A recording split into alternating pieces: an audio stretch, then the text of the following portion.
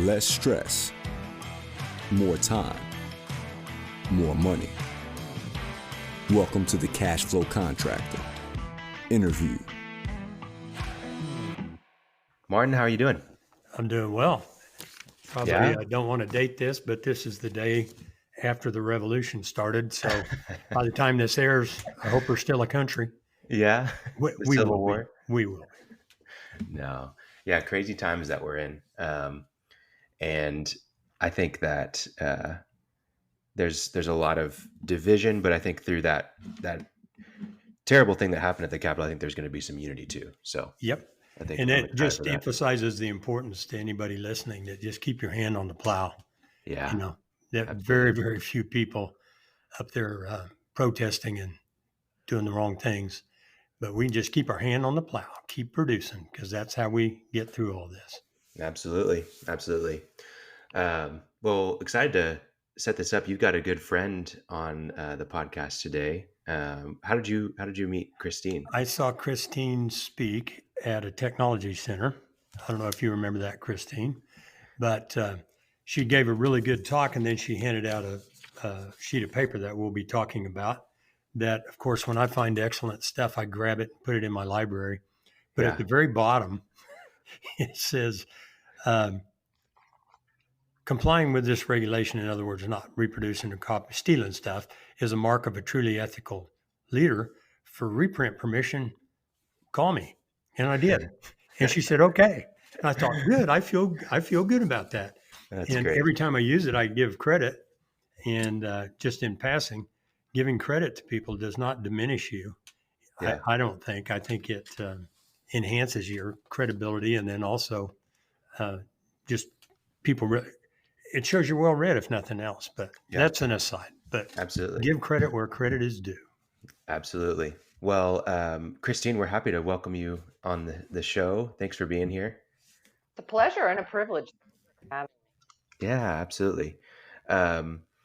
We are all about providing contractors with less stress, more time, and more money. And I know that what we're going to talk about today has a lot to do with all three of those things. And I know that contractors out there have a lot of team stress, employee stress.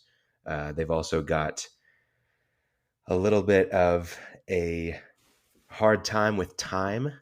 And I know that a lot of that is due to employees. And then I know that they're tired of wasting money on certain employees. So we're going to cover a lot of different areas today. But first off, Kristine, tell us a little bit about yourself. Where are you from? How did you get started and what you do? And what do you do? Well, I'm originally from southern New Jersey, along the beautiful Jersey Shore. Born and raised, I went to college there, then found my way to Oklahoma almost 3 decades ago now. Wow. And I found that I fell in love with the people here. A little different than New Jersey, huh? A lot different than New Jersey. And for many, many years, I was a recruiter and began to recognize that most people were not aware that this was an employee-driven market, and began to speak to chambers of commerce, was keynoting at conferences and conventions, really just as a means to educate and communicate to employees all over the United States that the days where the employer held all the cards were long gone, and that it was time for them to interview employers right back. And that morphed into an entrepreneurial opportunity that happened quite by accident. I became pregnant with my first and last kid at 36 years old, and I didn't want to go back to the corporate world. So I started my own business with the help of some really spectacular mentors and support. Husband, who was very supportive of it.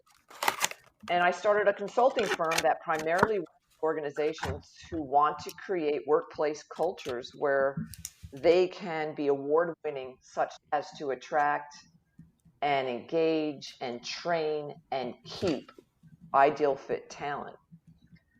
So our purpose as a consulting firm is helping organizations create that award-winning culture where employees line up outside the door to apply, that they're able to really pick the best of the best, and then have leadership in these companies create a culture that sees their role as engaging and extracting peak performance from these amazing people.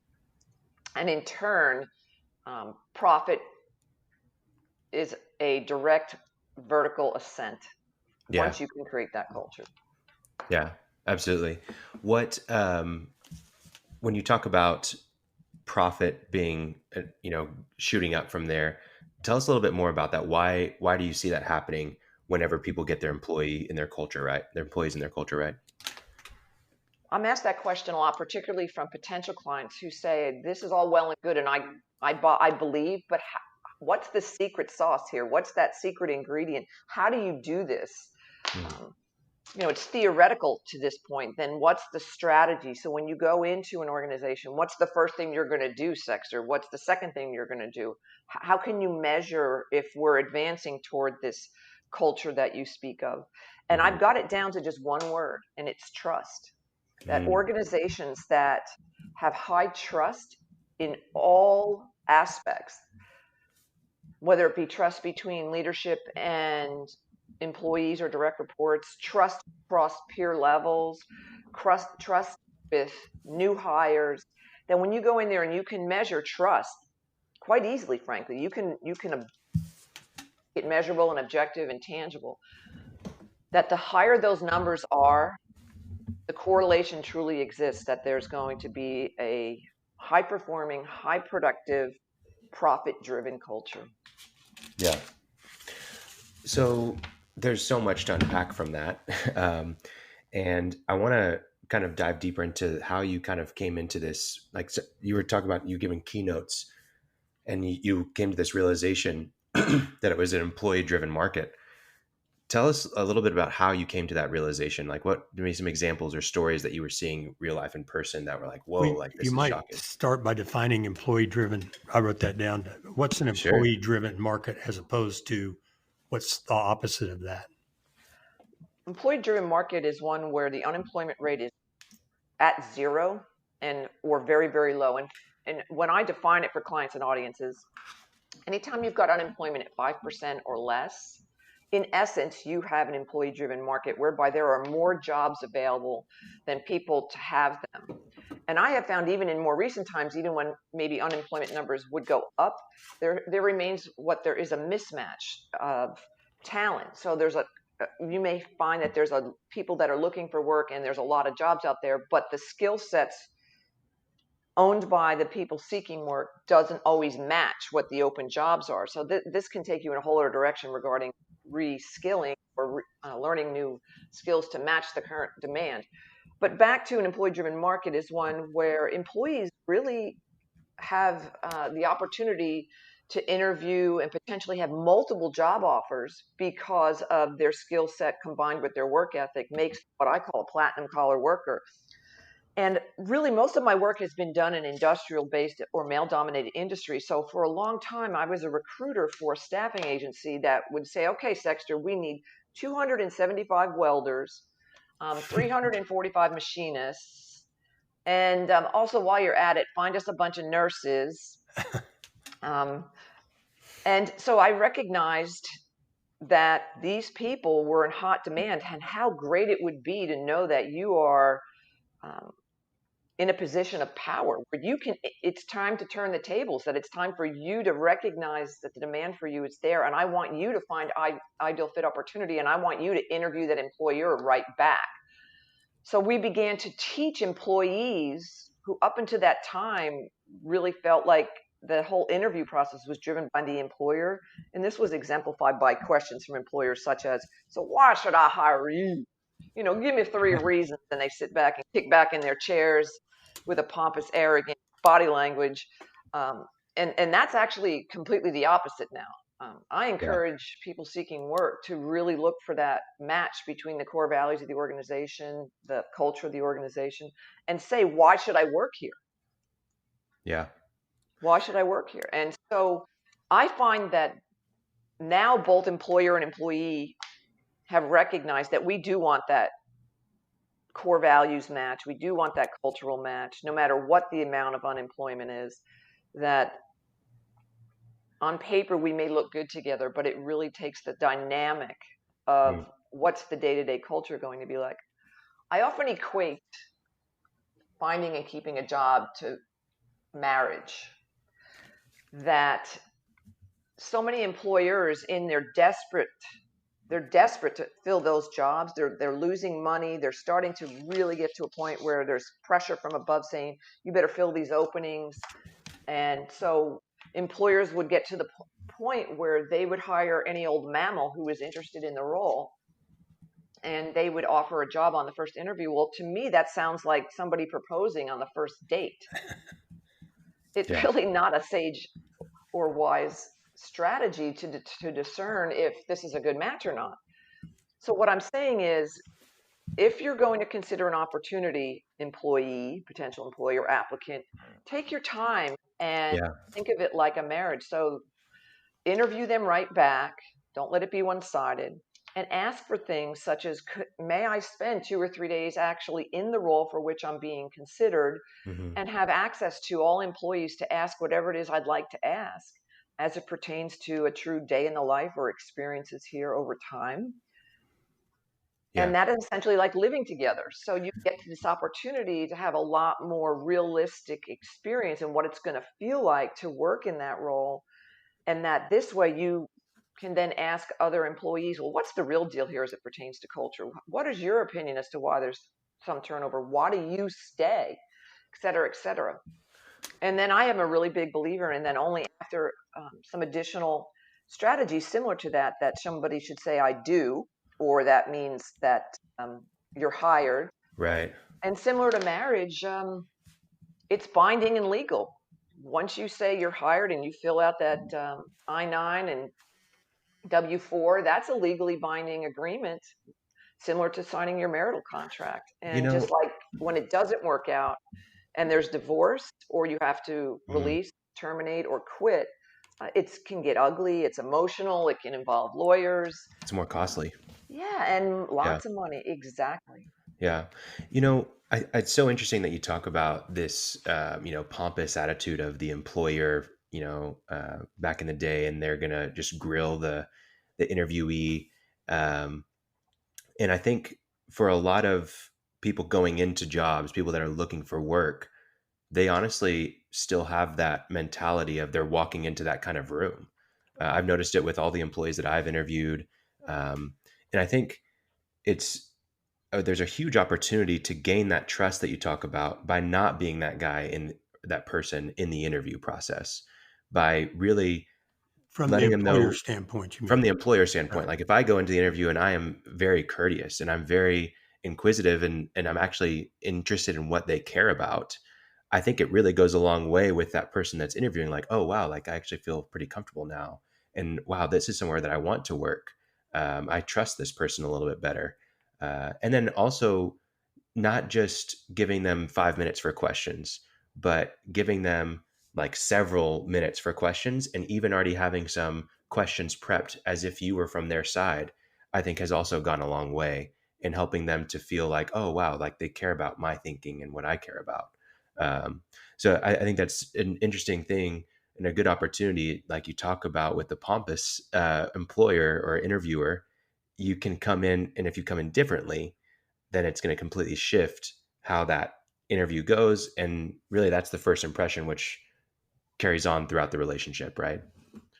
Certainly. I encourage employers to give potential candidates, particularly those that maybe have come down to the final three, what I call the all access pass. And you give them this all access pass, and it says, you have access to this organization at all levels. You have, if there's any specific person you want to speak with, even those that no longer work here, we would encourage you to do that. Yeah. And yes, when employees come in prepared, and I do encourage them to come very prepared with at least 20 questions, it shows me that this is a candidate who's very serious about this opportunity. It's not just a job, that they're looking at the potential for long-term commitment. And I often say that there's 7 questions that I believe are really the most powerful questions you can ever ask in an interview. And one of my favorites is when you ask a candidate, do you have any questions for me? And assuming you're only on maybe the first or second interview and the candidate says, well, no, I think you've pretty much covered it all. I wish I had a button on the side of my desk where a little trap door would open and that candidate would fall through. And then next one would show up. Of course, I'm being somewhat Yeah. facetious here, but I don't want somebody wanting to marry me on the first or second date any more than I want a candidate totally ready to commit Yeah. long-term career. And the more authority and responsibilities this person is going to have in their role, maybe they're in the V or C suite, the more questions, the more digging I want to see. I want to see that somebody's really taking this seriously. I think go ahead, Jumping Mark. back to something I've heard you talk about before, Kristine, just to refine a little bit what you've already been talking about, but you've talked about leadership styles, and the other one was command and control, military, and that's kind of faded away. Would you elaborate on that a little bit? It's what you said had changed, but you've just said it so well. Well, if you look back over the evolution of leadership, particularly in the United States, and I speak strictly to the traditions, the social mores, and the development of leaders as Americans, because a lot of what I speak about, particularly even with generations, it's a uniquely American experience. That if you look at where we were in the early 1900s, and again, I'm going to just put this all in one big quick synopsis here, that we were very much an agri-driven society economically, and that people made their livings on their farms. That's how they generated income for their families. And most jobs were somehow related to your family's property. And then with the advent of becoming more industrialized, and particularly with the advent of World War I, we finally were able to have jobs outside of the farm, and we went to work for other people that weren't our family members. And so when that began, the style of leadership that was adopted was one that has served our nation now really quite well for almost 100 years, up until most recently, which was the military model, that because I was your boss, that I had more tenure or more skill, that essentially that was enough, that you were to listen to me solely because my business card or the owner of the company, and you either listened to me or you were fired. And the employee at this point really was pretty subservient, and you weren't really encouraged, actually discouraged, to ask questions as to why are we doing this, or could there be a better way? So, and again, this model really did serve us very, very well for a long time until uh, roughly about the time that millennials hit the workplace. And they became the Dang first millennials. group of employees who possessed a skill set that their people that were older in the workplace didn't have, and that was technology skills. And in essence, based on the values that their own parents gave them, the Gen Xers, which was be independent, find the right job. If you find a job that you love, you'll never work a day in your life. This was the messaging given to millennials. And essentially they were platinum collar workers simply because they had technology skills that no one else had. So it basically, they came in and began to interview us back, saying, what's it like to work here? I don't want to work for a boss hole. I want to work for somebody who's more of an advocate or a coach, that I can develop my skills. I want to be part of a community. I want to be contributing not only just to my job, but what does this company do to aid its community or in its country that it's in? And in essence, it kind of slammed those baby boomers and some of the older Xers like myself back. It's like, wait a second, I'm supposed to be in control of this interview. Why should I hire you? And then they would start saying, well, wait a second, I've got five other or 10 other job offers because I have these tech skills. And they were the ones who said, I'm not going to come to work here and be lambasted or in a toxic environment. I'll just quit this job and I've got 10 other opportunities. And it was then, and again, this is a very basic description of how this happened. It was then that American leaders recognized, oh, if we want to find, engage, and keep these really skilled workers that we need so desperately, we're going to have to acquiesce to their essentially their requests. And I would like to be able to say that American leaders made this altruistic leap solely from the goodness of their hearts.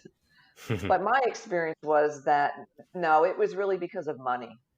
And if you wanted to keep a skilled, highly technical millennial, this is what we had to become. And then what I'm finding now, and this is what's so encouraging to me, having watched this and consulted within this whole dynamic, was now companies really do want to do it because it's the right thing.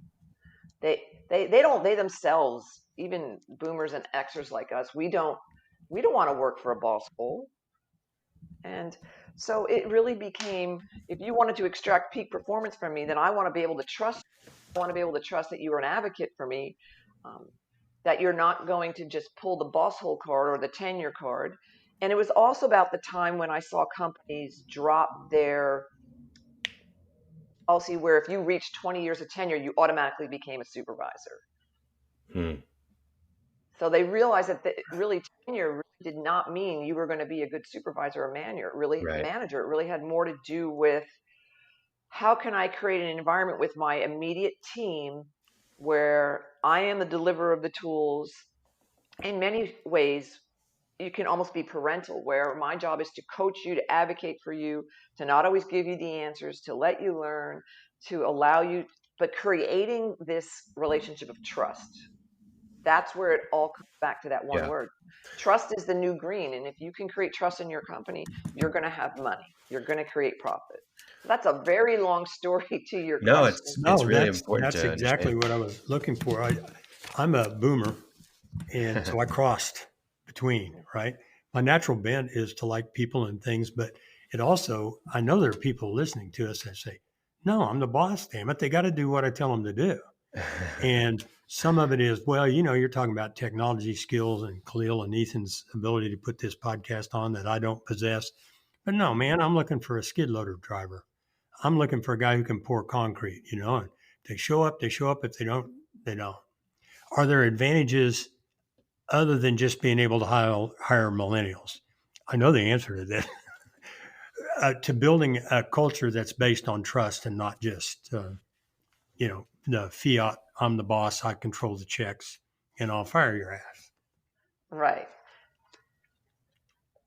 And I will share with you, Martin, and for your listeners, that the 23 years that I've owned this company, we primarily work with manufacturing and other industrial-driven organizations where most of their employees are making an hourly wage. So we're very familiar with hiring people who are going to come in at an entry-level wage who really are either unskilled, semi-skilled. And yes, these concepts of trust and advocacy and development are what are universally human-based. So I apply them at all levels in the organization. And everybody wants that. It is a basic human need to be in a place where you're valued and you're wanted and you're needed. And you understand that while your job may be repetitive or even perceived to be menial, the great companies that are able to explain to their workers that it's not, that while what you do every day may seem simple and basic and easy to others, let me share with you how that fits into the big picture of our organization and of our vision and our mission. And that without you, we wouldn't be able to do this work. So I speak a lot to that on how do you create this engagement, loyalty from employees who really are either unskilled or just semi-skilled. And how do you hire people solely for their work ethic? Because I can teach somebody to drive a forklift, I can teach somebody how to pour concrete, but it's hard to teach somebody to be on time every day, bring a positive communication style to the workplace.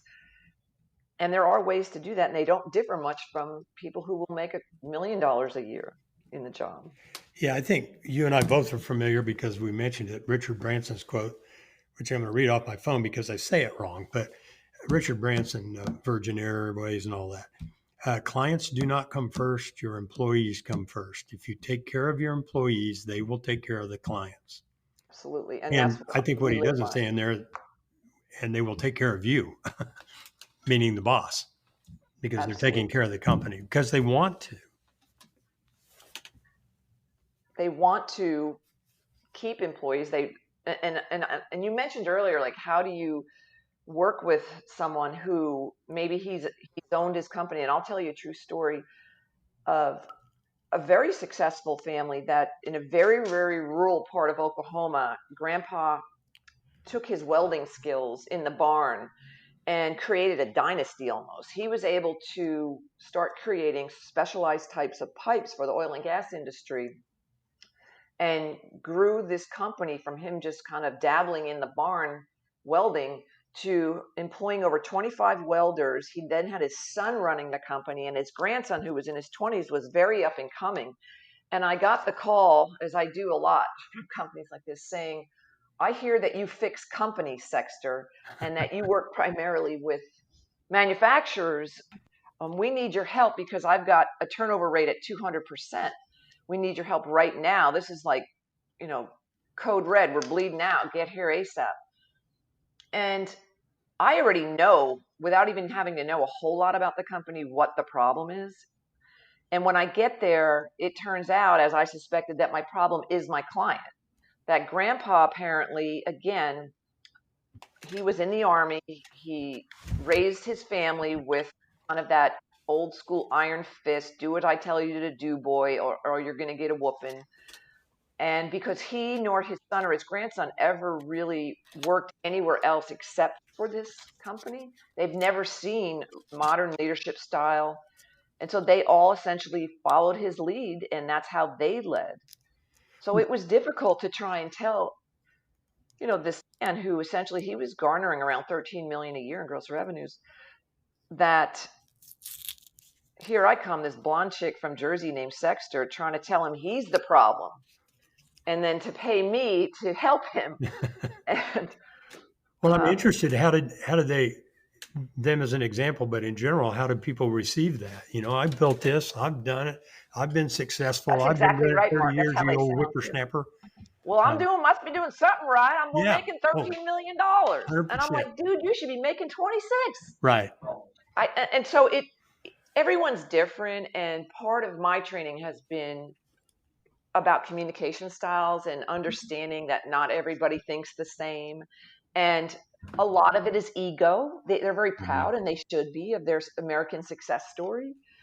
And it's telling them, similar to what I've just shared with you and your listeners, that the pendulum has swung away from that model of command and demand, that a paycheck is no longer enough appreciation and recognition, that having a job, that it really is an employee-driven market. And welders, particularly welders, are some of the hardest to find people. That everywhere I go, no matter where I go in America, that every company that uses welders is always recruiting for them, always looking for them. Welders are very informed now that they know that they're platinum collar workers, and they will not stay in an environment that is anything other than supportive and committed to core values and pays well. Yeah. So I think for a lot of contractors, there is a common saying of hiring a heartbeat. And they will look for maybe a friend or a friend of a friend, just kind of reach out into their network to find, especially as they're getting started, to find somebody, or even looking at a good employee and just asking their friend to come, if they have any friends that are willing to come in and interview, and then just hiring them right off the spot. One, why is that extremely bad? And what are the costs of that? But two, how can we avoid that? And what you've talked about this all access pass.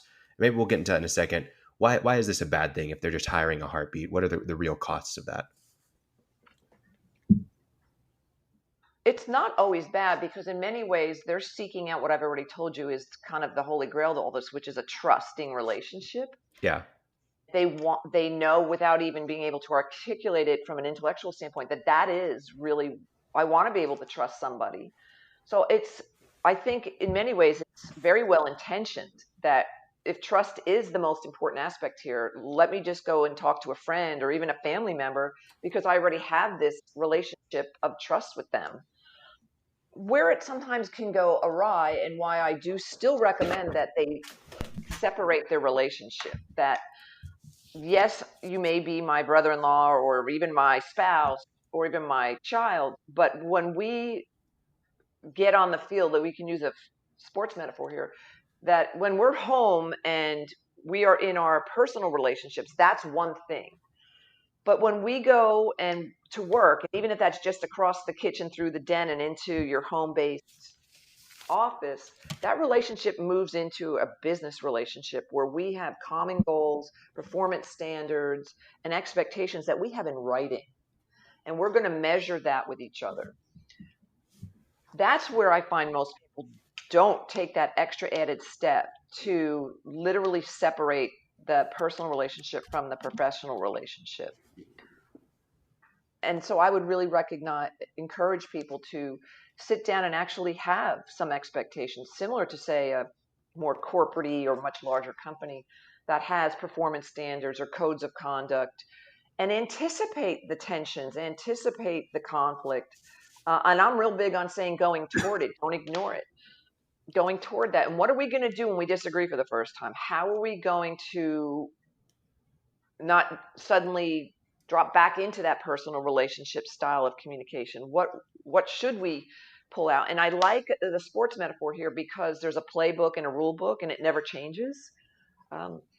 So the rules are this when we're at work, and these are the rules when we're in our personal relationship. And in the event this happens, we have a playbook, and that's the play we're gonna call. Can you give us an example maybe of one or two kind of what the rules sound like? Like, don't use my first name, or is it? I'll seriously, even make it simpler than that. Okay. I find that because of the personal relationship, let me just bring this up, that you may be a hard-driven Gen Xer who is a communication style that values results and getting things done and very action-oriented, but yet your niece who you've hired may be in her early 20s, just graduated from college, and her communication style is much more introverted, and she's much more focused on the relationship and how things feel. And if you don't understand how that all works, you already set yourself up for potential conflict there. But a rule that could go down in the rule book is, in the event that we have a significant difference of opinion, particularly on a topic related to customer service, that we are going to sit down and determine best case next moves based on client experience, the ability to keep clients. It's not going to be about our own feelings on things. We're going to sit down and create a proactive approach to ensuring this doesn't happen again and not take it personally. So it's similar to any other. It's just taking a play from what I think of as professional sports and also much larger companies, that I find that people are able to hold their tongue with their coworkers, but they come home and they feel really comfortable yelling and screaming and becoming inappropriate with people they love. But in the workplace, they are actually able to control those behaviors. And I've often said, not only treat your employees as your number one customer, but treat your family as the number one customer. Right. If you wouldn't say it to a client or customer, don't say it to your spouse or your kid. We live that in my home. Our rules here are pretty strict. And our number one rule, our core value in essence, is respect. I can be mad as I'll get out at my son or my husband or a friend, but I think of them as someone I dearly treasure, and I would never say or do things to them that I wouldn't say to a paying client or an employee inside of my company. So it does become this internalized approach, and that's when you start looking at a lot of servant leaders or servant mentors who are no longer boss holes. How did they get there? How did they move away from Maybe give us an example of maybe someone that's a great servant leader, and what, you don't have to say their name or anything, but tell us like some attributes they have and what they act like and how they run their company. Well, we here at my firm benchmark a lot on the Great Place to Work Institute's work. They are the entity that does all of the surveying for Fortune magazine's top 100 best companies to work for. Cool.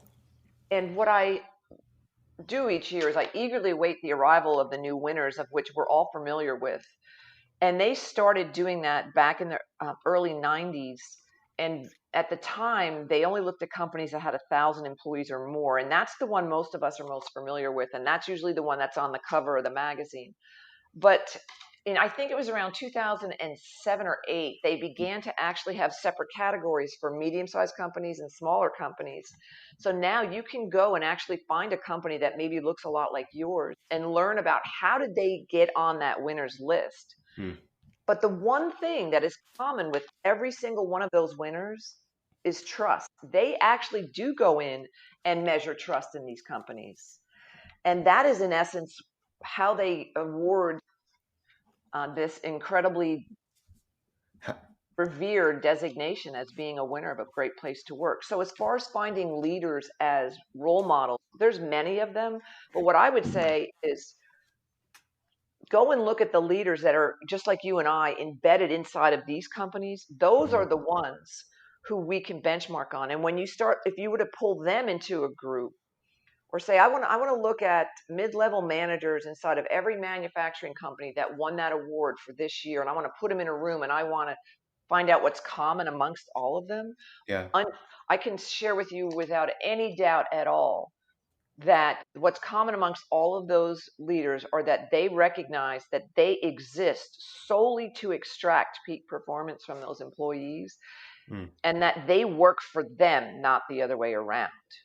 So my job is to get to know you as an individual, understand what your value system is, understand what motivates you, what demotivates you, what upsets you, and create a communication dynamic with you that builds trust first and foremost, and then extracts peak performance. So it really is not so much looking for the greatest leaders, and because we can all, I find some of the greatest leaders I talk about are really in sports. Look at John. Yeah, I was just going to say that. I coach soccer in the springs, and you really do have to know. I've got 45 kids in the program this year. How old?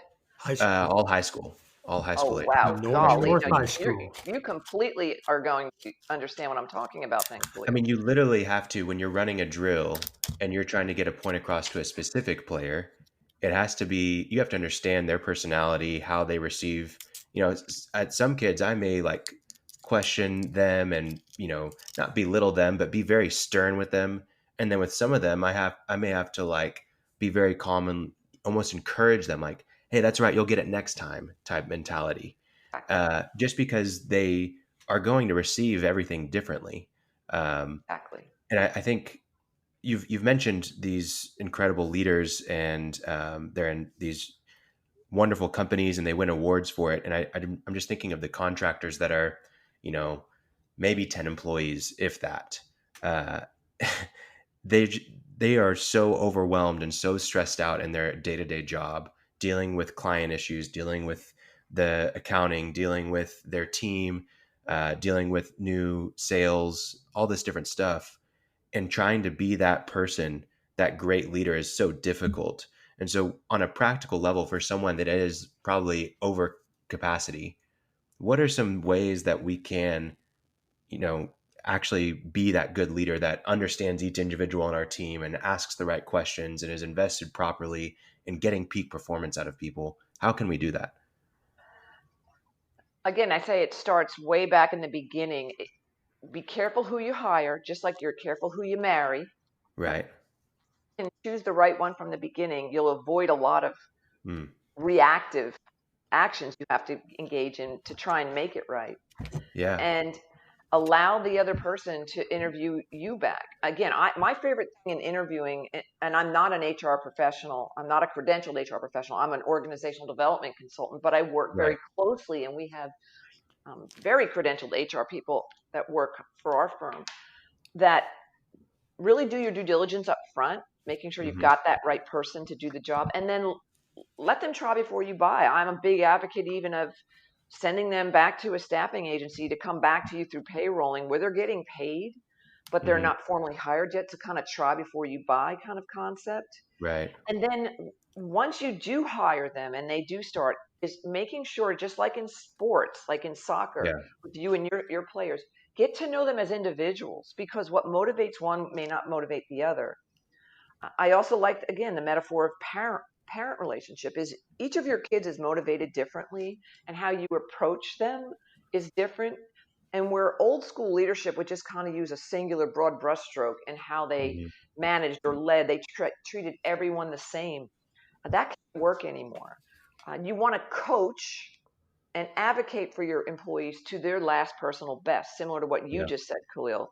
Mhm. That if you were to go to a practice of some of the greatest coaches and watch just how they coach their players, Mhm. you're going to see that coach is keenly aware of how every single one of those individual players are performing that day, and then they'll pull one of them off the field and say, hey,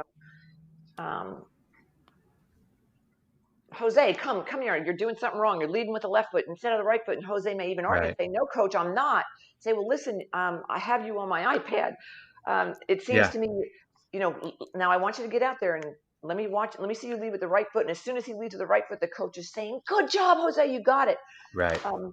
So it's really understanding that employee. And I believe in what I call the stay interview, not the exit interview, that from day one, that you can now ask the questions you couldn't ask in the interview a little bit more about their personal life. Do you have children? What do you do for fun? Mm. Um, and, and, Wow. and get Hey, to this know is them a as people. major bullet point. From an HR standpoint, you can ask those things now that they work for you? Oh, yeah. You just Oh, can't ask it in the interview. Say, yeah. I'd like to do my stay interview with you or welcome interview. I'll do my stay interview with you in a few months just to make sure that you're still engaged, that you're excited about coming to work every day. I have. That's a Oh, great yeah. Actually, concept. matter of I've fact, there's never even heard of that before. lots of lists. So I want to know what your favorite food is. I want to know what you do for fun, because when we start getting into recognition, and I've written several books on the topic of non-monetary forms of recognition as a means to increase engagement and retention in manufacturing. If if I think you love chocolate and it turns out you're allergic to it, Right. I'm really against the stack of Walmart cards in a Mhm. supervisor's desk drawer for on the spot recognition. I know the intentions were good when that concept was It's created. not personal. No, I mean, what do we buy at Walmart? Ketchup and diapers. I mean, there's no Yeah. lasting value to the fact that your boss gave you a gift card to Walmart. Go, if the guy loves fishing, go to Bass Pro and get him a gift card. You can do it online even for $20. And so you personalize that and bring him Yeah. up in front of and even if you are a solopreneur, you work from home or you have 5 employees or less, these rules still apply. Yeah. I think a practical way, and I think for contractors that are smaller, um, a way of actually, you do some interviews and then you got those 3 to 4 candidates, put them on a trial job with you. Go and do a project where you're at a house for a day, or you're going to be there for a couple days, or you're on a building, on a job site, and keep them there for a couple days, and then do another interview after that, and really monitor them, really see how they're performing, how they interact with the team members, how they interact with other subs, whatever it is. Um, and then you'll have a feeling of who's going to fit, who's not going to fit.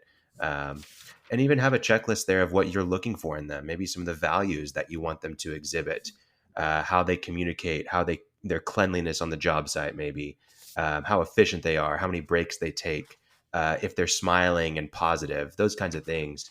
And keep that along with you as you're going through that trial job, so that after that, then you can go on and have another interview and make your selections from there. Something that we do, and we are not contractors, we're a marketing agency, but we actually have a trial job as part of the interview process. And then we select 1 or 2 people to go on a 30-day trial period where they actually are given a company email, that all access pass, essentially, where they're in every team meeting, all those different things. And after 30 days, we have you know, hey, how was it? Did you like it? And then we're also to say, hey, this is what we felt like. We've only done that twice so far, and I'll tell you, it's worked extremely well. And I'm very happy with the quality of the talent that we got, but I'm also happy with the relationships that we have inside of our team right now with those employees. It feels like it's a lot stronger than someone just kind of coming on and right after one interview, or hiring that heartbeat, essentially. So uh, Kristine, we're still in the find the fine train keep. We've got some really good stuff coming, motivators and demotivators and so on. But so building trust, getting to know one another, all of these things, you had talked about values. I think we recorded an episode, Hiring for Attitude or Hiring for Values. A lot of people can just some people can just naturally do that. Other people, well, I'm just going to say most of the 320 clients I have put out an ad. It's very sterile. They come in, they meet it. And then, well, I had a good feeling about this guy or that lady, or I had a bad feeling. Can they learn to hire for the right values? And what are the steps? I presume knowing what your values are is one step where they're written down and you really think about it. But can you learn to do that and get good at it? Let me just make one point, because I would be so remiss if I didn't jump on this. Don't trust your gut. I've met so many people that have had epic fails in hiring because they trust their gut. The closer you can get to hiring with a scientific approach that is proven, your ability to be more successful in hiring that right match goes up exponentially. And particularly for contractors in smaller companies, you can't afford an epic fail and hire. If you only have 2 employees or 3 or 4, if you really make an epic failure in hiring, that one bad apple spoils the few other people you have there. It can really hurt your culture, and it can be hard to recover from that. So I would encourage contractors, small employers, to be even more careful about this. To make one bad hire in a company of 500, it's much more watered down than it would be if I'm inviting this person to work from home and I've got to trust that they've got the discipline to do that, or to be coming into my home office every day, et cetera, et cetera. So it definitely applies. Now, let's assume that we're working with or consulting with, and I'm talking to your listeners who are contractors who have, say, 10 or less employees, that yes, recognize from yourself what's important. And we've kind of danced around it, but we're all different and we all have different communication styles. And even the generations have different values. So one of the missteps with millennials that boomers and Xers had was to think that millennials value the same things we do. Boomers, it was about money and security, and same thing with Xers to some extent. Well, millennials didn't value that. Millennials valued experiences and creating a workplace where they can come to work, feel valued, but then really what was more important to them was what they did outside of work. In whether if it was even their gaming or their church or something that we didn't relate to, we thought that they were lazy when they weren't. They just have different sets of values. So understanding person by person, whether or not this person that you're going to hire doesn't always have to mirror you as a personality, because we can all say that if we hire somebody just like us, it actually could potentially be even more conflict. But look for someone who has the same value system. So in essence, if you really want this person, for example, to be prompt every day, that it's really important to you that this person show up every day at exactly 8 o'clock, not 8:06, not 8:15, or suddenly be having a trend or starting to have a behavior where they're showing up late every single day for 15, 16 days in a row. Know that is something in you that you've got to recognize and talk that through with the candidate. Now, the candidate may say, well, I'd rather you be judging me on the results. I'd rather you be measuring me not so much when I'm working. If I want to work at 2 a.m. and not come in until 10 a.m., is that okay with you? If you find that you have a deep-seated core value that it's not, then say it's not. Now, I would want to talk to somebody a little bit about that, depending upon what, if they're hiring an accountant or somebody who can do their work at 2 a.m., what do you care as long as the results are there? So with that in mind, this goes to your clients, Martin, who maybe you're writing this dry ad. It's a little worthy of a whole other podcast on this, but look for somebody who can drive the results. The days where you as an employer would say, you must have this education, you must have this amount of years experience, you must be able to do this, are defunct. And you are not going to attract modern employees of all generations with an ad like that, because it's like white bread toast dry. What you want to do is really say to somebody, not about a job description. Here's the results I need, that you can develop. You can bring us 10 new clients per quarter that are part of our target market that will stay with us at least a year? And do you have experiences in doing that? And can you prove it? And everything else about the candidate, I would say to some extent, is encroaching upon some bias that I think we should be letting go of.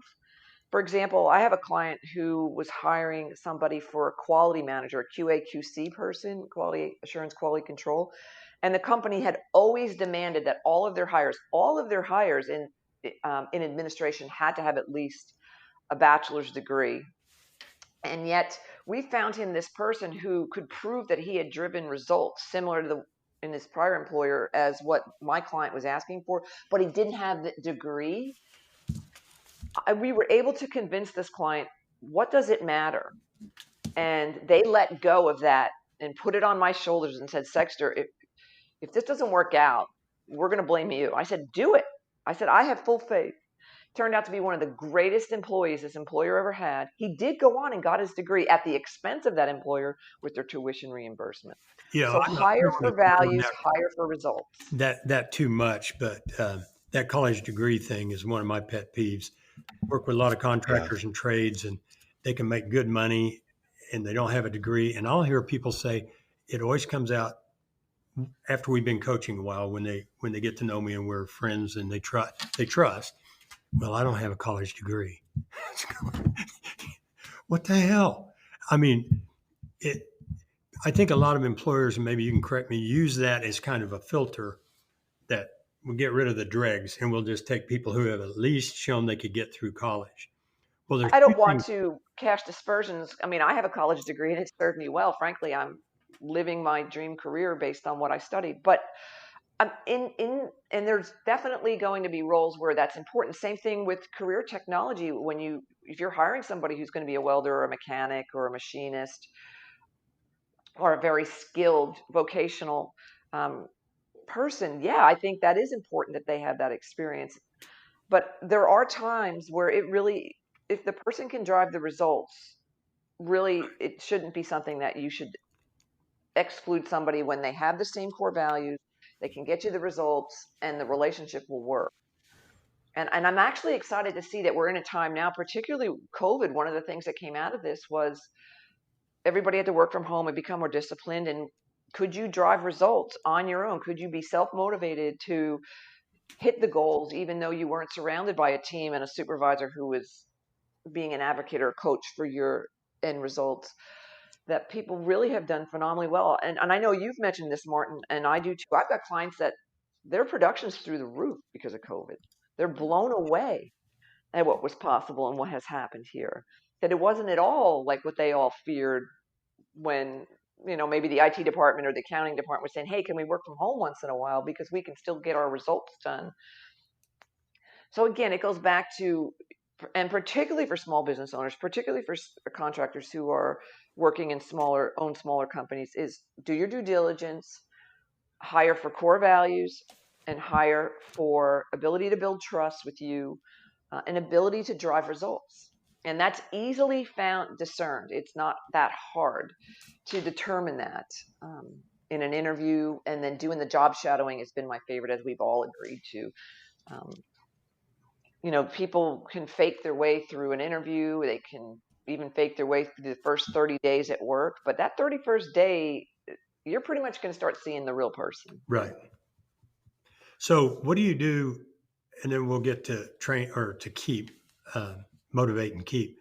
But what do you do when you get a bad one and you have to let them go? What's your philosophy on, do you just go to the ends of the world to try to rejuvenate? I don't know what the right word is, but to correct their behaviors, to change their values, or do you just, there's a day and you cut bait and say, this isn't working? I'm talking about firing, if anybody's not following us on that. And let me just admit this, and I think we've all had epic fails. I'm an expert in this field, and I have had epic fails. And what you have to do with that is learn from it and put in place a new play in the playbook that says, moving forward, here's something I'm going to do that I didn't do, or do more of something I should have done more of, to have learned about this person, or maybe I failed to share with them. So there's a lot to be learned. But the more the time goes on, and that people can begin to identify what are the core values here. And when you look at these Fortune 100 companies, they're very good at identifying right fit talent. They're very, very good at it. And they have a process that they put candidates through that proves that they're right fit talent. So my first statement is always do your proactive due diligence up front, and you'll avoid and begin to reduce the number of terminations that you have to engage in, and avoid that, if you have a heartbeat, you're hired mentality out of desperation. But when the But time let's comes assume to, that that's happened, as oh, you're yeah. saying, Martin, that we have hired someone and it's become pretty obvious that it's not working. Or maybe over time, and I see this quite a bit now, where a great employee has gone toxic, and you've got to figure out, can I pull this person back from the dark side? Or if they're a new hire, what do I do about this? Well, first I'm going to say this, and this is kind of my CYA. I am not a credentialed HR person, and there are laws that are constantly changing, and check with the laws in your state as far as making sure that if you are thinking about letting someone go, that you follow all of the laws and regulations within your state um, before you go about doing this. But in essence, let's assume that we're certainly being law-abiding in all this, and it's more about the next difficult conversation you're going to have. One is, I would say, don't wait. Create that relationship of trust. So anytime that you're getting a sense that the employee isn't bringing their A game, or there's something's off, and it's been a few days, I allow my employees to be off their A game for maybe a few days, or maybe they're just, their demeanor, there's certain behavior that suddenly has changed and it's not for the good. I'll let it go for about 2 days. Because it could be something that has nothing to do with you or work. Maybe their dog died and they're not someone who shares that. But on that third day, I will say, hey, I've noticed that you just don't have that sparkle in your eye. I'm sensing that something isn't right. Or more tangible, I've noticed for the last 3 weeks, you have missed our recurring deadline to have the production report to me on Fridays at 2. You've done so well with it up till now. And I've noticed the last 3 times I've had to follow up with you. What's going on? So having the dialogue very soon, don't wait. Most employers hate these kind of conversations because they see their potential for conflict, or they're afraid they'll mess it up. Or they don't want to deal with it. They just hope it goes away. Don't. Remember, your employee is your number one customer. My job is essentially to create an environment where you give me your best every day. And so I want to build trust. So as soon as I sense something's off, I'm going to be very kind about it. I'm not going to suddenly, rush in there and say, what the hell? This sucks. No, I have respect for this person. And I've noticed, magic words of leadership, I've noticed. And then I ask the question, can you share more with me about that? And as soon as that question mark comes out of your gorgeous face, shut up and listen. And even if there's a pregnant pause that's awkward, let it sit there. And now you can get one or two things. Let's go back to the one who's underperforming by missing deadlines, because that's a real concern. That's a performance issue. It's my job as a coach. You're not giving me your A game on the field. I have to call you out on it. I'm coaching to your last personal best. Your last personal best was you never missed this deadline. Now you are 3 times in a row. And I just shut up. Hey, I've noticed. What's going on? And I don't assume anything, and it's very soft. And I just listen.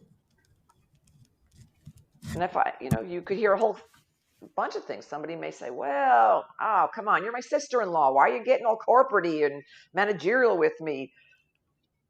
As you remember, when we started this business relationship, we would call each other out on things that weren't up to our expectations. And I'm not assuming anything. I just want to know, is everything okay? And you could hear a couple of things. The person would say, this isn't working out. And for me, when I hear that from an employee, I'm relieved. I want to know. I want to build this trust. I want you to tell me. Or you hear something like, you know what? I've decided I'm working out every Thursday, Friday mornings, and I'm exhausted and I've just been forgetting. Well, what can I do to help you? Remember, I'm coaching and advocating. What is it you need from me to not miss the deadline again? And then there's that question mark. I shut up. So let's assume, Martin, that you've got a really tough case, that somebody didn't hire the right person, or they basically hired the person without really doing a lot of due diligence, and it's starting to even bleed over into the personal relationship if there is one. That's a very difficult situation. And I have found that if you have been avoiding that conversation and now it's starting to eat you up and you're getting mad and you're coming home and you're complaining to somebody else about, this person who's also a family member that now works for you, and you're starting to it's starting to bleed over into your personal life and your other relationships, that's an indicator it's time to have that conversation.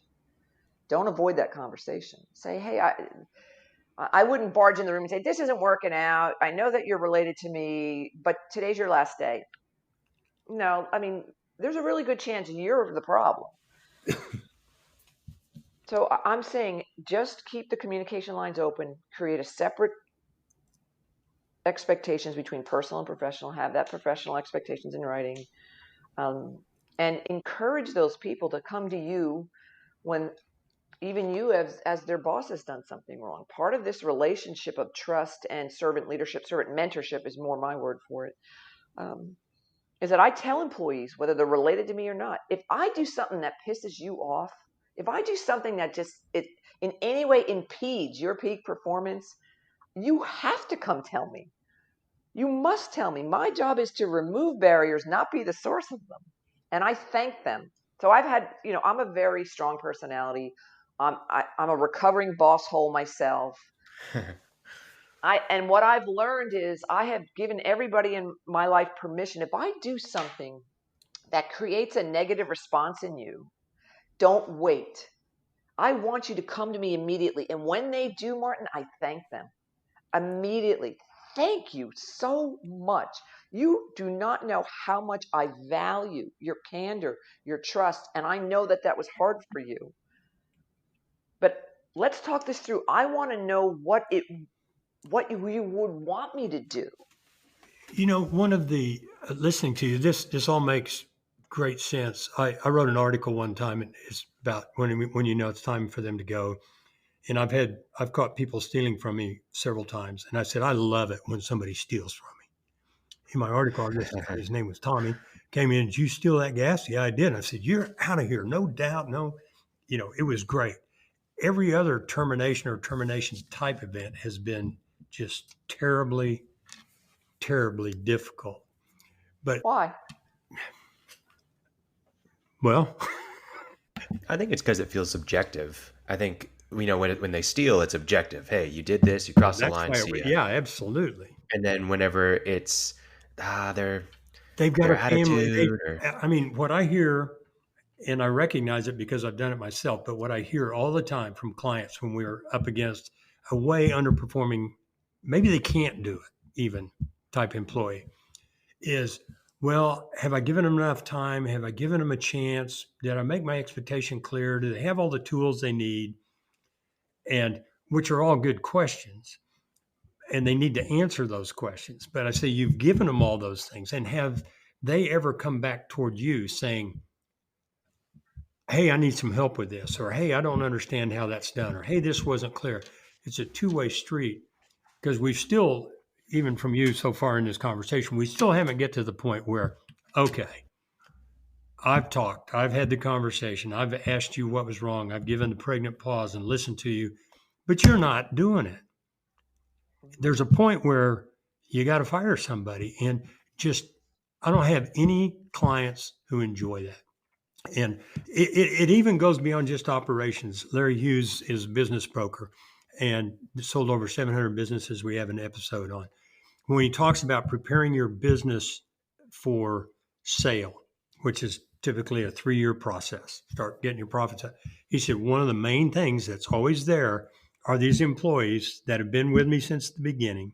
They add not human, but financial value to the company. They're dead weight. And now you got a decision. I got to get rid of them because that'll increase the value of my company. And Larry just says that's not every company, but that's just darn near ubiquitous. And so I don't know. What are your thoughts? I mean, people don't want to hire those people. They got a family. They were loyal back when they've been with me forever. I really like seeing their face. They're good at answering the telephone. And that goes, Martin, it's interesting.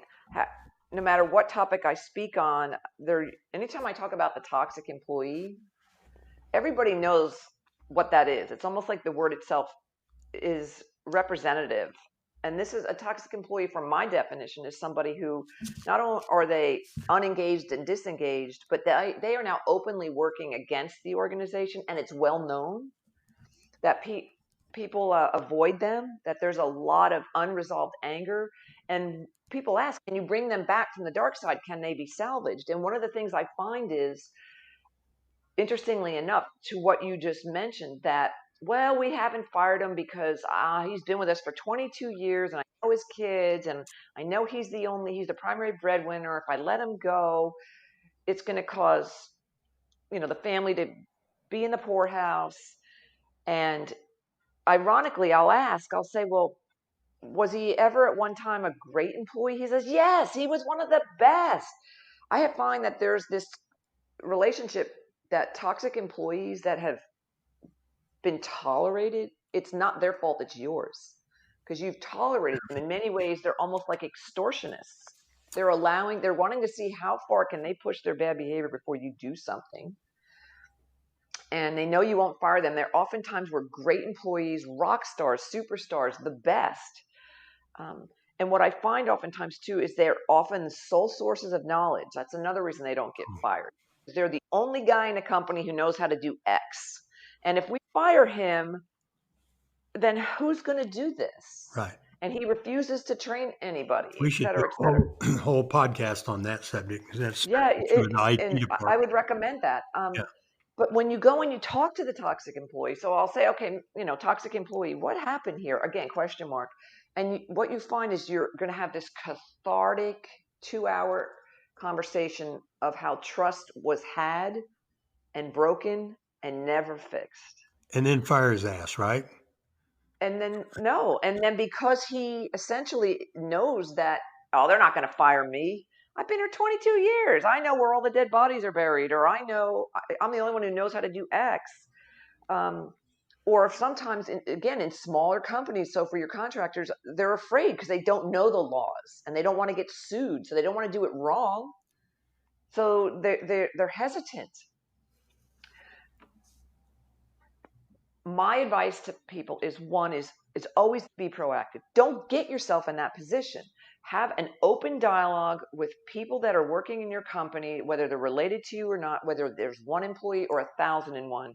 Your job as an owner, leader, manager, role model, coach, and advocate is to do this every single day. Leadership is not a once a quarter or once a year behavior. It is a daily, hourly role. It is a responsibility to create a culture where employees excel, and that you understand your job is to treat them as your number one customer through mentorship and advocacy and role modelism. And when something isn't right, you need to act even quicker than when somebody deserves recognition or an award, which has to be done. I think that statement is the one that gets a big aha moment from a lot of our clients and audiences, that, it's like parenting. You don't just parent once a week or once a month or ignore a child who is becoming destructive or inappropriate. You stop that as soon as you can. And the way that we parent now is a lot like the way we coach. I coached my kid. This is my personal belief, but I treated my son like he worked for my professional team, and I coached him to do the right things. Yeah, he made mistakes. So did I. I made mistakes all the time. I even had to apologize to him on occasion. But it was something where it was always respectful, and it was always done in real time. Yes, I understand that a lot of managers or small employers, the big fear I get is I don't know how to fire them. I don't want them suing me for wrongful termination or suing me And then everything I've worked so hard for, I have to pay to a lawyer to defend this lawsuit, even if I win. You know, when I listen to you, you talk, these things come naturally to a lot of people, and a lot of people they don't.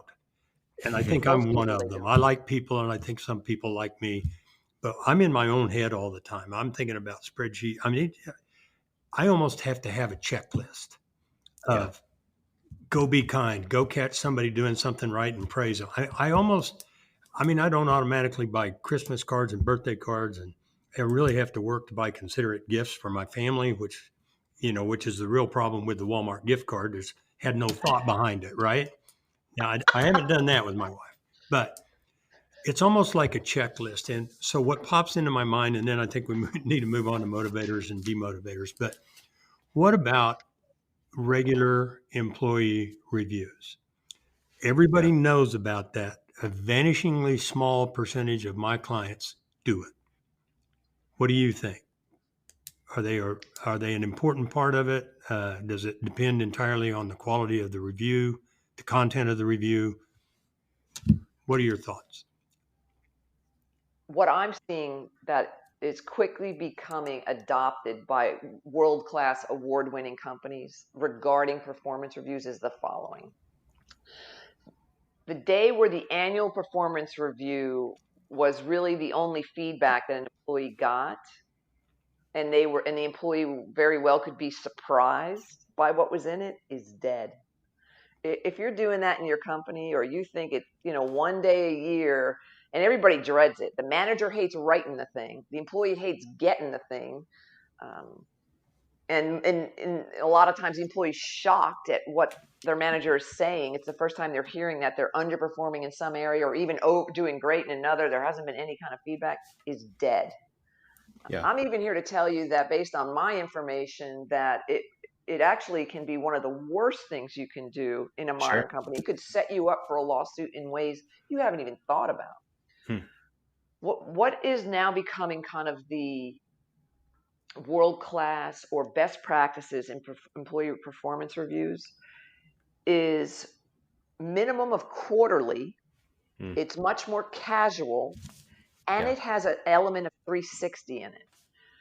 So the employee has to prepare for their quarterly, and I call it the mentoring sessions. And the employee has to prepare, and the manager has to prepare, not only on themselves, but each other. It tends to be very casual, and it says, here's what I perceive that you're doing well. And you're not surprised, because I coach you every minute of every hour of every day. It's an ongoing communication relationship to build trust. And I'd like to know from you, what is it I'm not doing well, or what you would like me to change, or what am I doing well as your manager? So it's this element of 360, because the relationship isn't no longer about a top-down power play that you do what I tell you to do. Now it's more like, how is this working for us?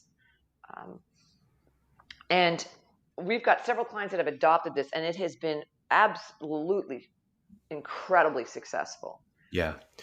The way that I handle it, and I know it's harder for contractors than it is for me, just because they're not in an office every day. They're out on job sites. They've got multiple job sites. They can't coach in two different places at all times. But we do quarterly reviews, and the way that we do it is I have a Google form that they self-evaluate themselves. Then they answer some basic questions. So there's like a rating scale of themselves, and they actually rate not only their performance, but they're rating themselves on how they lived out the values of our culture, the core values. Then they answer some questions about like best things from the past quarter, worst things, what we can improve, those kinds of questions. And then they actually rate our company on the same things. How did we do at the values? How did we do at providing good benefits and setting expectations, all those different things.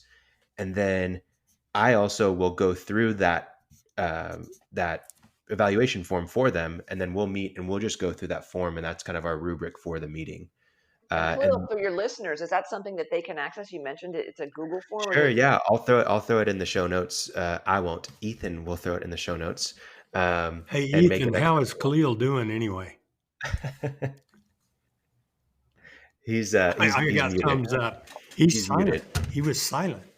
Well, Yeah. it makes sense if you really understand and buy into this concept that my job as an owner, leader, or contractor, if I employ you and you're my number one customer, just like Yeah. every retailer, every company is always surveying their customers for feedback. How did we do? How are we doing for you? Will you continue to do business with us? It's that same concept in saying, how are our benefits? How do you like Yeah. working here? What could we do better for you? Mhm. It really is a very parallel dynamic that once you understand that I'm to treat my employees like my number one client so that they in turn can truly treat my clients the same way, it makes Mhm. sense. And so Yeah. why wouldn't we be frequently checking in? How are we doing? How are you doing? How Yeah. can we get better at Well, this? Well, then what we the also answer to do. that I'm trying, because I can just see people in my mind, is it doesn't come naturally to a lot of people, Mm, uh, a lot of business owners. yeah. Some it does, and Khalil actually, I know his organization pretty well. That's more important than anything else. Sure. It is part of who Khalil is, and so I'm trying to find a way that we could kind of get it on the calendar and start thinking about it. Yeah. So that there's intentional feedback. What I really took from what you said was the 360 component, which of course Hmm. people aren't familiar with that term. I think it's kind of obvious, but it goes both ways basically. Yeah. Yeah. The environment. I'm talking about you. You're talking about me. It's open dialogue. It builds that trust. Well, Yeah. Martin, I think if you adhere to this and you're very due diligent and proactive about hiring right fit talent, and then you engage in creating a trusting two-way relationship, and then you formally um, put on a calendar at least quarterly opportunities for you to have open dialogue with each other regarding performance and expectations, you are going to avoid many of those very difficult moments where you have to let someone go.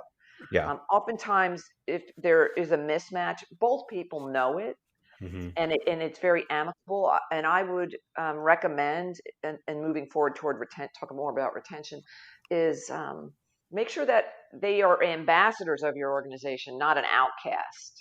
The Yeah. days where you would march down the hall with an empty box and security behind you and say, pack it up, you're fired. And then they're fired out, they're followed out the door by the security guy until they get to their car. And then they're basically an outcast or dead. The strategy now is to make sure that if somebody isn't with your company, whether that it's voluntary or involuntary, that they still remain advocates for you and your company, that they Mhm. they themselves recognize this wasn't a good match and nobody was wrong, and I still have good feelings about this employer, or I still really have good feelings about this candidate. We just weren't the right Yeah. match at the right time. Um, Yeah. I think another aspect of it, you've mentioned this several times, Christine, but it's more than just the quarterly reviews. Just like an annual review isn't suffice if you're just meeting once a year to have a conversation that is very upfront, honest, and evaluative. Um, Quarterly, honestly, in my opinion, isn't enough to actually know how your employees are doing. Um, and so we actually set weekly, and we're kind of moving to bi-weekly one-on-ones where for 20 to 30 minutes, I have a one-on-one every Monday with every single employee. And yeah, my Monday is shot. I don't get anything done on Mondays for the business, but I do get a lot done with the employees. Well, I have to applaud you. You've been very candid that if we're going to put our employees as our number one customer, then taking 20% of your work week out to serve them and touch base with them, that Well, it takes you away from your own duties, but really right. this is your number one duty, Absolutely. and it creates a candid and trust building relationship with Yeah. them, and it will pay you back in dividends We're- for in ways you don't even know yet, because these people, many of them are working from home, so you have to trust that they're self-disciplined Mhm. and performing, I think you are an excellent example of what your audience and listeners should be considering. And I don't say it to brag. I say it to kind of give a practical look at what it can be, like, hey, it's on the calendar. I know my Mondays, I'm with the employees. It makes it easier. And if you're a contractor and you're going from job site, bidding things, worried about, payroll and bookkeeping, all these different things, if you can just set aside one day or even half day to say, hey, I'm going to go on these job sites and talk to people. And, I'm going to make sure that 2 of my lunches every week are dedicated to an employee, and I'm touching every employee every month. Those are just some practical ways that you can really build relationships with your employees, know what gift card to get them, know what kind of, coffee they like or whatever it is. I think it's really important. I actually went to a talk in San Francisco last year, or I guess 2 years ago now, because we're in 2021. And the whole thing was about, it was a chief marketing officer saying that I know your success based upon if you know how your CFO takes their coffee. As a marketer, as a chief marketing officer, I know that you're going to be successful if you know how your chief financial officer takes their coffee. And his whole thing was, if you're going and getting coffee with your CFO as the CMO, you're going to build a relationship with them. And he would go every single week and he would know what the CFO wanted. And because of that, the CFO would give him more budget, be willing to, do these crazy ideas for marketing. Same thing applies. You as the employer should know how your employees take their coffee. That's a great tagline. And you should be getting coffee with them, taking them to lunch, doing whatever you can so you know what makes them tick, what's going to make them feel like they're achieving as much as they can inside of the workplace. And Khalil, do you have a agenda or a set of series of questions that you ask every Monday? Is there some? Yes and no. So what I have 3 areas that I try to cover. The first one, I've done the quarterly review with them. So I already know what we're trying to work on. I know what we're trying to accomplish. I know areas that need improvement, areas that have been great, but I'm always focused on, how is life going? That's one thing that I always cover. Hey, what's going on in your world? What's happening recently? I ask for goals for the week. And sometimes we don't get to the goals, and that's okay because there's something going on in life, right? And sometimes life is peachy and we spend literally 1 minute on it and then we're going straight into goals. And then I always say, hey, are there any questions? That's the big one that I want that to be an opportunity where they can ask me anything during that meeting. And sometimes it's a 10-minute meeting. Sometimes we go over the 30 minutes because there's so much to cover. And I always try to let them know that there's, time to reach out to me outside of that 20-30 minutes that we have on Mondays. And they try, and they do. But yeah, that's kind of the agenda. And I always try to keep in mind what happened on the quarterly review for things to bring up. So, well, it sounds to me like you are an excellent example of real life story with this, Khalil. Yeah, and I want contractors to know that it's difficult and it's hard, but just put it on the calendar. That's what I mean. Have it as a default. I'm not perfect at it, but put it on the calendar. Make it a default that you're always going to. Like, I know the second week of each quarter, we're doing quarterly reviews for the last quarter for every employee, and it's just on the calendar. It's just there. I don't have to think about it. And they fill out the form, and I show up to the meeting having read the form, and gone through it myself. And how have the employees responded to this? Well, we are in a unique position here, and I hope that he's honest here, but Ethan, one of my employees, is on. So Ethan, what do you think? I think it's a really good process because you can be straight up with them. I can be straight up with Khalil. And it kind of reminds me of our culture, which is probably the thing I take from it the most, is it kind of helps me reflect back on the quarter and how the whole company was with the culture as a whole. So, but I think Khalil does a great job with the quarterly reviews. And it's good at setting goals for the next quarter. So it's a good building block for the next quarter. So do you feel valued and treated as if you're the number one customer? I do. I feel very valued after. It kind of reminds me, sometimes fall victim to imposter syndrome, but it's a good reminder that like you deserve to be here and you're valued. So I enjoy that. Things have changed Many, many years ago, I spent one summer working on a workover rig, pulling pumps and stuff on oil wells. And the new guy on a workover rig's called a worm. And after he's not the new guy anymore, he moves up to dirt. And Wow. actually, there are people too. That's kind of the machismo. It's probably all completely changed now because guys in the oil field are running computers and all that. But I was a little surprised to find out Yeah. you're a worm until you're not the newest guy, and then you're dirt. So things have changed a little bit. Pretty bad. Yeah. It's crazy. I think things have changed a lot, and I see it even coaching. I mean, it's so funny because I played at the high school that I coach at, and I also know players that were, 7 years my senior at the same high school, and some of the things that they went through before I was there, I was just like appalled at how they were treated. But then I tell some of the players now how I was treated whenever I was there, and they're appalled. And so when I tell them what happened 7 years before me, the look on their face is like, oh my gosh, like you'd be arrested, like you'd be in jail right now. Yeah. And just things have changed a lot. And I think there's no stopping the change, in my opinion. I think it's just a difference in generation, it's in values and how people were raised, and it is what it is. And I think if you're sitting here saying, damn millennials, I'm never going to hire them. They can't do things right. They never listen, all this stuff. You're only missing out, and you're only going to fail. You have to adjust your strategy, your management style, your company to fit what is out there in the market, right? It's no different if your employees are your customers, then it's no different than having a bad product fit in the marketplace. If you're trying to what's something in if you're still trying to have asbestos insulation and you're trying to sell that in the marketplace, no one is going to buy it. It doesn't fit in the market, and it's actually, you're going to be in trouble. And it's no different if you're trying to treat employees like you were probably treated if you're a boomer. It's not going to fit.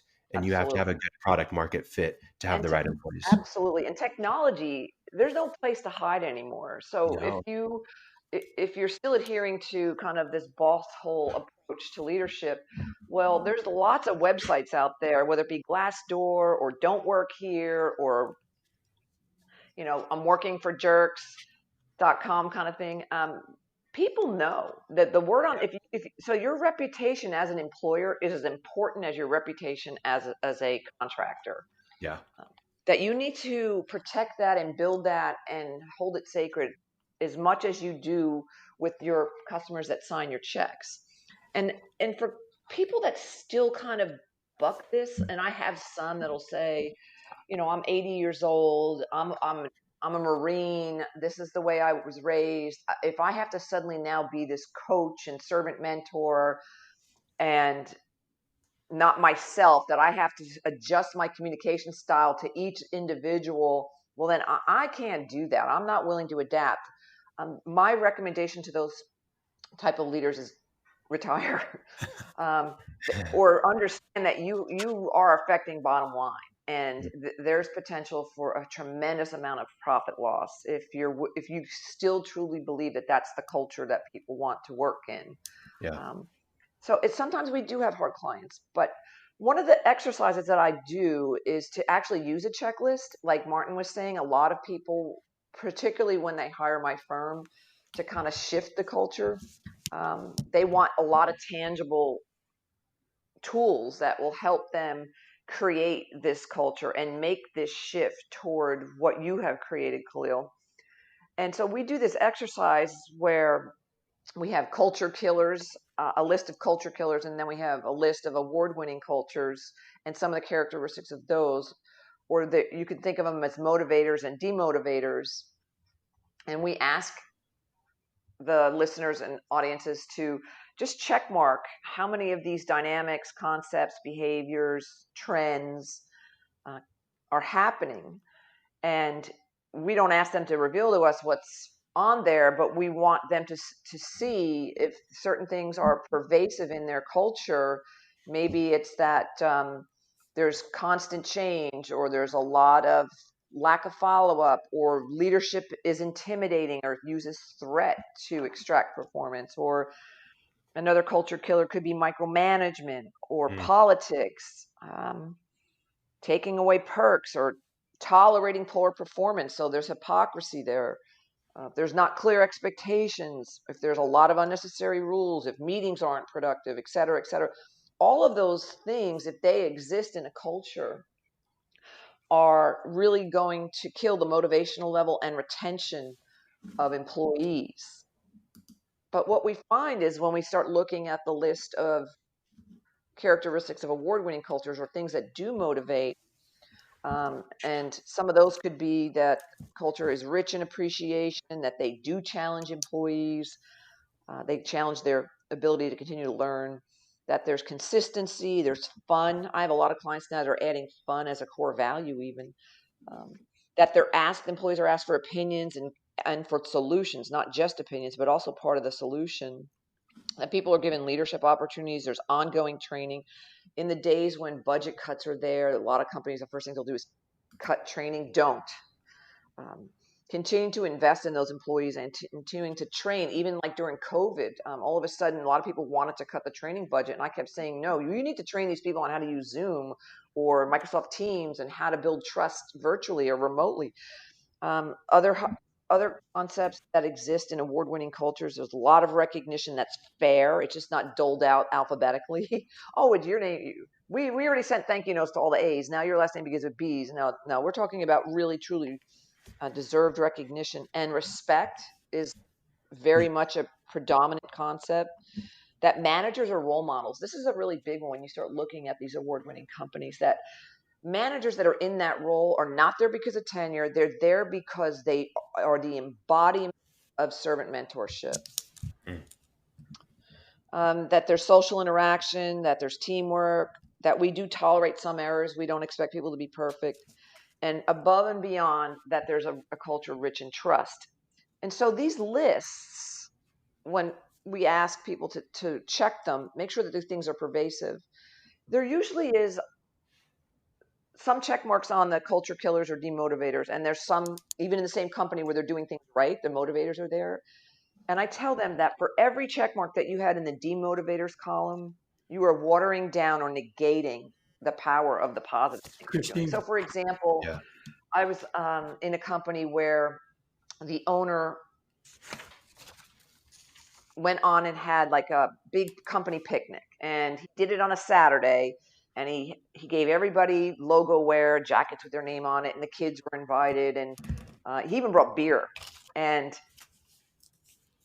he says, well, I'm really mad because I gave these people this beautiful party and gave them a rah-rah speech, but yet they're still not performing. And as a matter of fact, I caught somebody destroying some machines out of anger. And it seems like it almost was worse. Now that it's worse that I've done these things, Sexter, you've told me I need to do.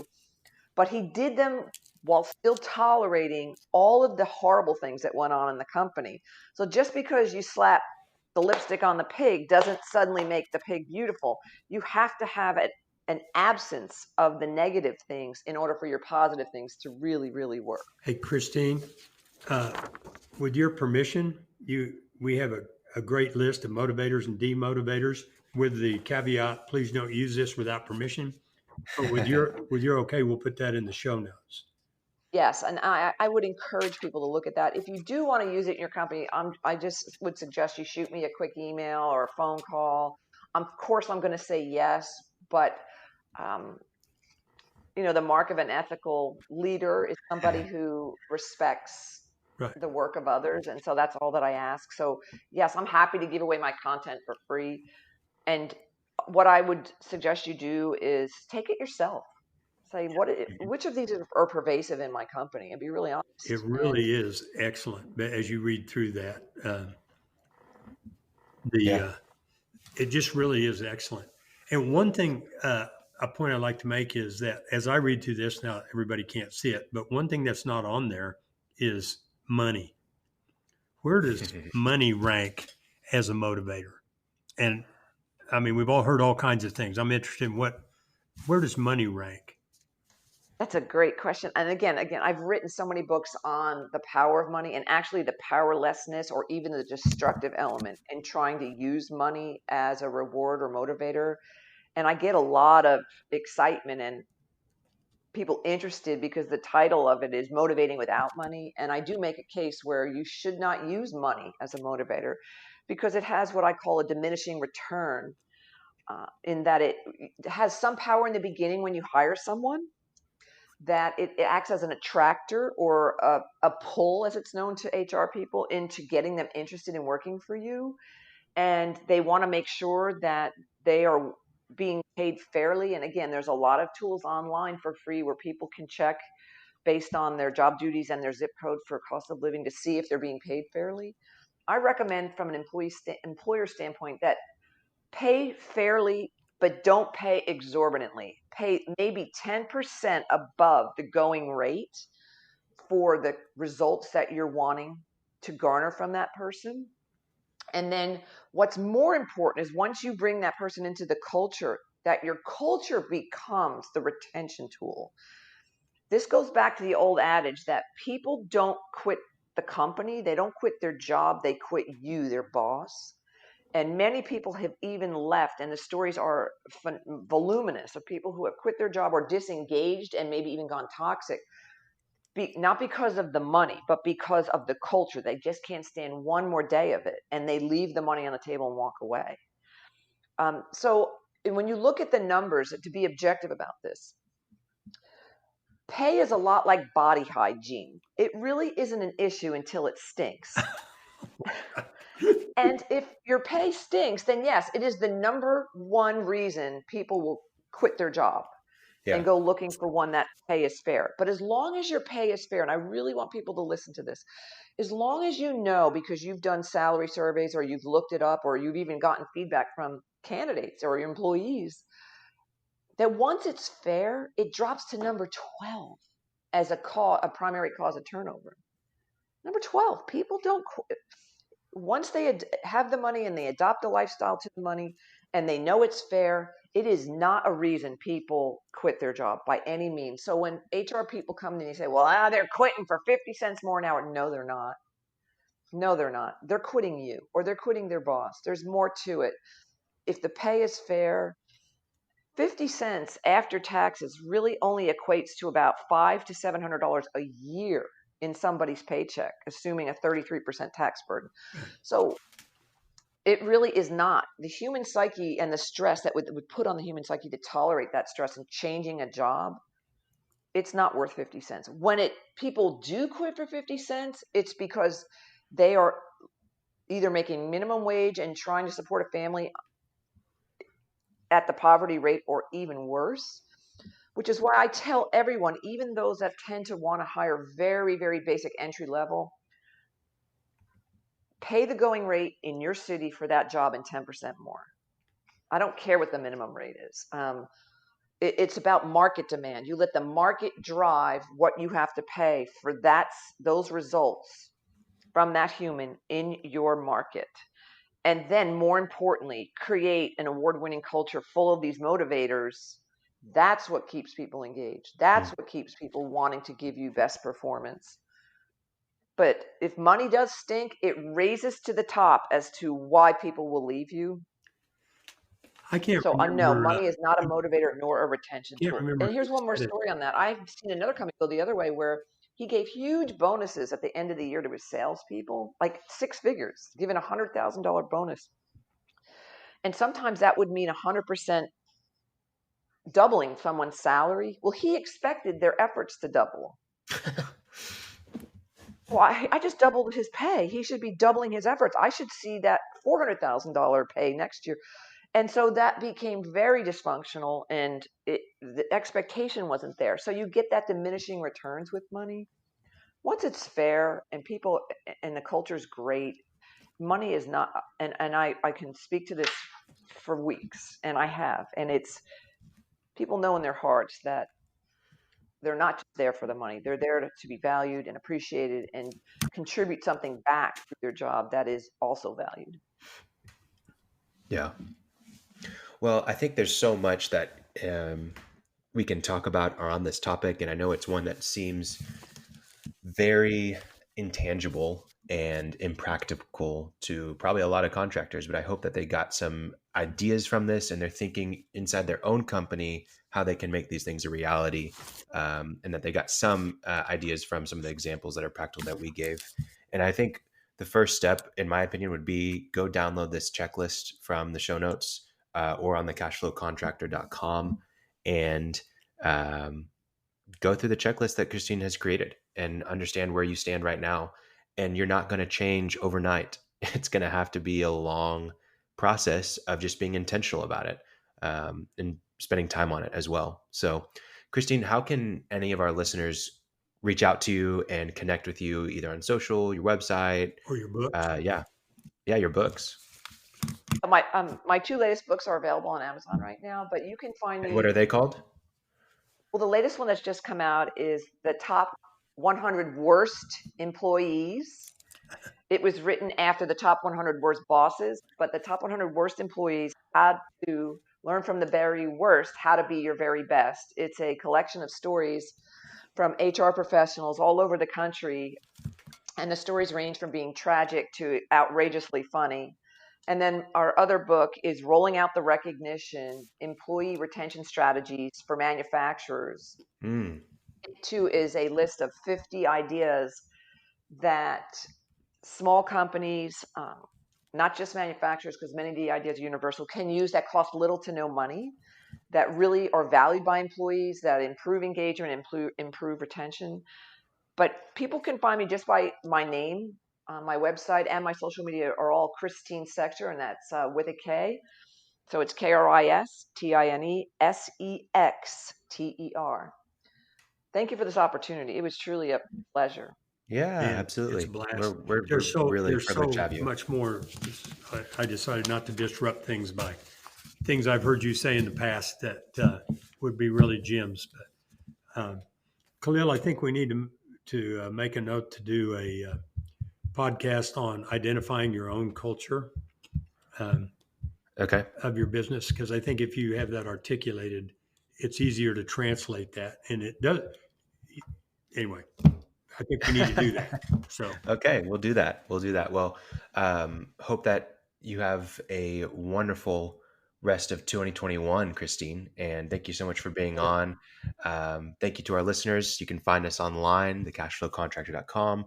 We've got great stuff on Twitter, Instagram, Facebook, and soon YouTube. So please check all those things out. And we've got a great newsletter as well. So feel free to subscribe in the show notes. But hope that you're having a week of less stress, more time, and more money.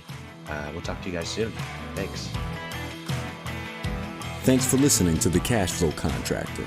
Check out our website in the show notes or visit thecashflowcontractor.com.